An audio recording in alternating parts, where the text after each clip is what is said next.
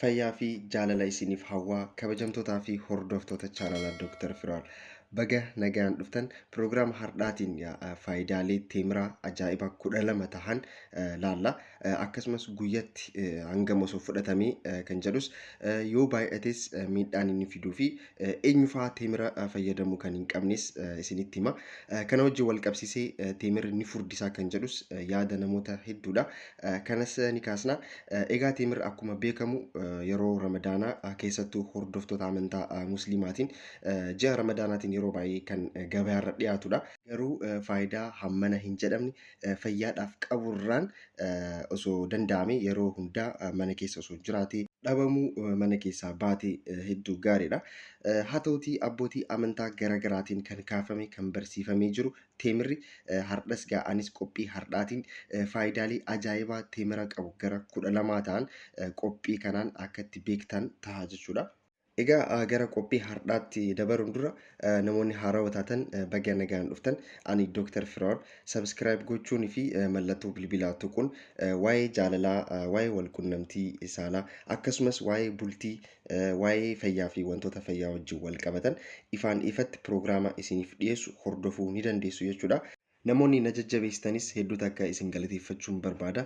Gaafii qabdan, yaada qabdan koomentii jalatti barreessaa. Egaa gara qophii har'aatti dabarra. Tokkoffaa gogiinsa garaatiif. Egaa teemirri daddarbuu naannoo garaachaa jiidhaa akka ta'u gochuun rakkina gogiinsa garaa hambisuuf ni gargaara. Gogiinsi garaa kan uumamu nyaata faayibar of keessaa qaban yeroo baay'ee yoo hin sooranne kan uumamudha. Teemirri ammoo firii faayibara hedduu kan of keessaa qabudha. Yeroo gogiinsi garaa uumamu giraama 20 hanga 30 kan qabu faayibara fayyadamuun garaa sirriitti jiidhuu godhuun ni danda'ama. Nyaata booda firii muraasa ta'e firii teemiraa muraasa ta'e fayyadamuun hedduu gaariidha. Lammaffaa guddina rifeensaatiif. Teemirri bubuqqeensa rifeensaa ofirraa ittisuuf ni gargaara. Ayiraniidhaan kan badhaadhe waan ta'eef tatamsa'uu dhiigaa keessattuu mataa gubbaa akka jiraatu ni godha. Hiddi rifeensaas albuudawwan barbaachisaa ta'an saffisaan akka argatan ni godha jechuudha teemirri. Keessattuu ayiraniidhaan waan badhaadheef sosocheensi dhiigaa qaama guutuu keessa akka jiraatu ni godha. Akkasumas oksijiinii gahaa ta'e akka argatu hiddi sammuu keenya jechuudha. Guddina rifeensaas akka saffisu ni taasisa. Sadaffaa rakkoo walqunnamtii saalaa wajji wal qabatan. Qorannoowwan garaagaraa akka mul'isanitti teemira keessatti kan argamu aminoo asiid dhiiraaf hammi walqunnamtii irratti qabu akka dabaluuf ni taasisa. Akkasumas teemira rakkoo walqunnamtii qaama saalaa dhiiraa dhaabbachuu diduun rakkoo kana hamma ta'e ni fura. Akkamitti fayyadamuun danda'ama? Burcuqqoo tokko aannan firii 3 yookaan 4 teemira naquun halkan bulchuudhaan ganama garaa duwwaan dhuguun irra caalaa faayidaa qabeessa jechuudha. Afuraffaa fayyaa ijaaf. Namoonni tokko tokko halkan ta'uuf deemnaan laaluudhaaf hedduu rakkatu. Kun egaa naayit bilaayindines jedhamuun beekama. Sababa garaagaraas qabus keessattuu hir'ina vaayitaamin A fi antiiooksidantii wal qabateen rakkoon kun kan uumamu. Teemirri egaa yookaan immoo teemira soorachuun rakkoo kana hamma ta'e furuu ni danda'a. Akkasumas umriin deemnaan rakkoo ijaa wajji wal qabatanii jiru hamma ta'e ni hir'isa. Egaa daayirektilii ija fayyisa osoo hin taane teemirri umriin deemnaan rakkoowwan garaagaraa ija irratti mudatanii fi akkasumas karaa biraatiinis ta'ee rakkoo garaagaraa ija irratti mudatan hamma ta'e furmaata illee ta'uu baatu hamma ta'e ni hir'isa. Kanaaf teemira fayyadamuun rakkoo ijaa wajji wal qabatan hamma ta'e ni hir'isa jechuudha. Shanaffaa ulfaatina qaamaa dabaluuf. Kuni garuu namoonni baay'een ulfaatina hir'isuudhaaf waan barbaadaniif hagas mara ni fayyada jedhanii hin yaadanii. Garuu rakkoo fayyaa wajjin wal qabatee yookaan immoo underweight ta'aniif hedduu qal'ataniif hedduu bareedaadha. Ulfaatina dabaluuf wantoota barbaachisan keessaa tokko teemira. Keessattuu hammi heddumina sukkaaraa of keessaa waan qabuuf baay'inaan sooratamnaan ulfaatina qaamaa sirreessuuf hedduu takka gargaara. Ja'affaa bareeduma gogaatiif. Teemirri of keessaa viitaamin C fi D waan qabuuf ilaastisitii gogaa yookaan babal'achuu gogaaf hedduu bareedaadha.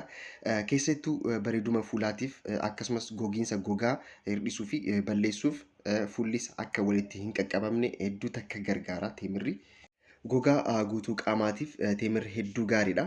Faayidaa hammana hin jedhamne qaba. Keessattuu fuula aduun yeroo baay'ee argatuuf sirreessuu irratti hidhii goggogee fi xiqqoo addaate moistiraayizd akka ta'u ni godha teemirri. Torbaffaa fayyaa onneetiif. Guyyaa guyyaan hanga firii 3 fi 4 soorachuun fayyummaa onneedhaaf hedduu gaariidha. Teemira keessatti kan argamu antioxidant tubboowwan onnee akka hin xiphanneef ni gargaara. Antioxidant kunniin fayyummaa onnee kan eegan gara onneerraa tahee onneerraa gara biraas tahee tubboowwan dhiiga daddabarsan keessa hammi koolistiroolii xiqqeessuu fi dhabamsiisuu irratti gahee guddaa qabani. Kanaaf onnee wajjin wal qabatee rakkoowwan jiran firii keessaa teemirri isa duraa ta'uu isaa qorannoowwan garaagaraa ni mul'isu. Kanaaf fayyaa onnee eeggachuudhaaf teemira darbee soorachuun hedduu bareedaadha. 8ffaa dhiibbaa dhiigaa to'achuudhaaf.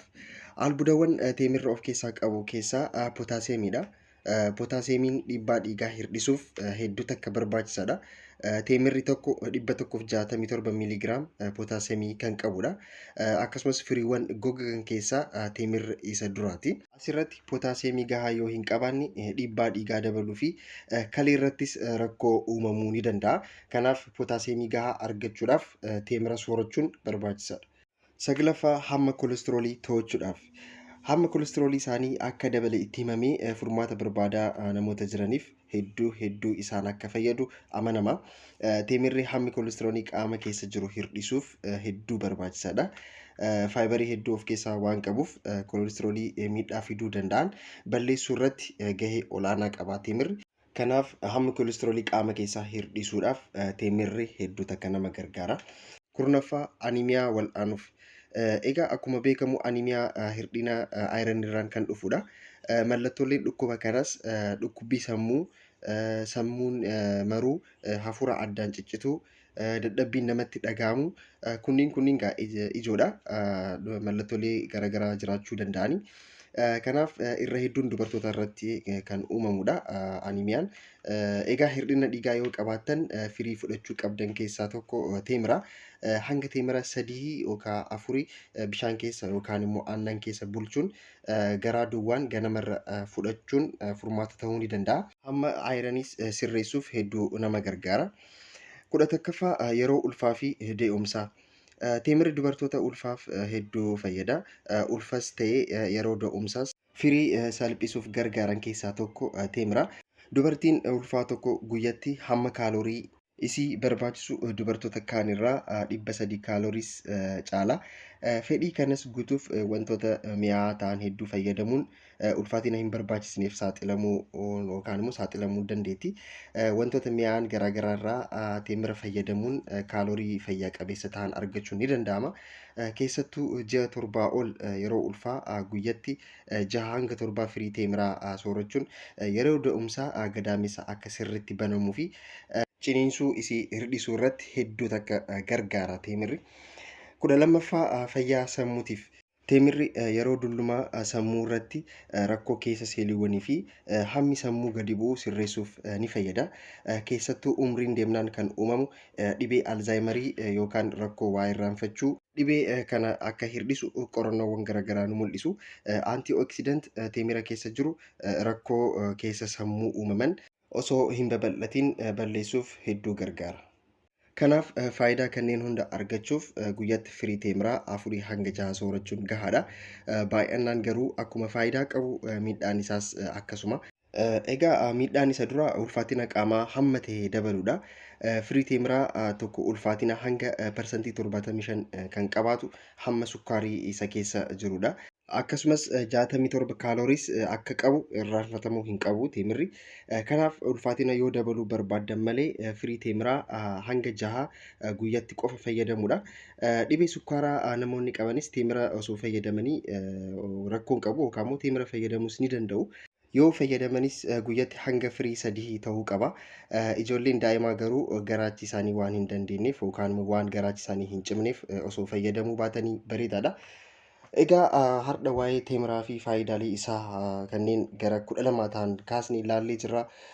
Egaa akka irraa fayyadamtan akka irraa barattanis abdiin qaba.